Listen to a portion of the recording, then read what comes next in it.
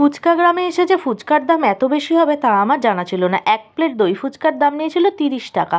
আমাদের নৈহাটিতে কিন্তু এক প্লেট দই ফুচকার দাম 20 টাকা। যাই হোক, ফুচকাটা খেতে ভীষণই সুন্দর ছিল।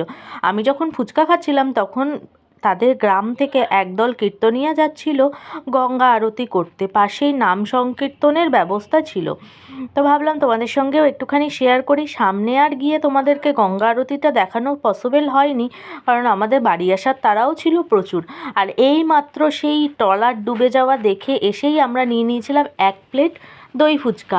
আর বিভিন্ন ধরনের ওখানে ফুচকা পাওয়া যায়, চিকেন ফুচকা, মাটন ফুচকা, পাবদা ফুচকা, চিংড়ি ফুচকা থেকে আরম্ভ করে বিভিন্ন ধরনের মাছের আইটেম দিয়ে ফুচকা, চকলেট ফুচকা। কিন্তু আমার পেটে একদম জায়গা ছিল না, তাই শুধুমাত্র আমি জল ফুচকা আর দই ফুচকাটাই ট্রাই করেছি। অন্য ফুচকা ট্রাই করতে না আমার খুব একটা ভালো লাগে না। আর এরপর চলে এসেছি নৈহাটিতে। আর এই যে দেখতে পাচ্ছ, এটা হলো সেই ভাইরাল কাকু যার কাছে 2 টাকায় চিকেন পকোড়া পাওয়া যায়।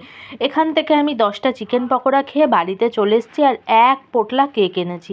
এই কেকগুলো সব আমার ছেলেকে স্কুলে টিফিন দেওয়ার জন্য। আর এই যে দেখতে পাচ্ছ একটা জেলির প্যাকেট, এটাও নিয়ে এসেছি, এটা আমার জন্য। আর ছেলে নিয়েছে রিংস, তার নাকি রিংস খেতে খুবই ভালো লাগে। আর আমাদের 4 পেয়ে পোষ্যদের জন্য নিয়ে এসেছি এক পেটি বিস্কুট। এই এক পেটি বিস্কুট খুব জোর হলে 1 সপ্তাহ চলবে, তার থেকে তো বেশি নয়। আর বাড়ি আসতে আসতে মোটামুটি 7:30 থেকে 8টা মতন হয়ে গিয়েছিল। আর তারপরে আর ব্লগ করিনি। আর আমার ব্লগগুলো তোমাদের কেমন লাগছে অবশ্যই আমাকে কমেন্ট বক্সে জানিও। আজকের মতো টাটা, বাই বাই।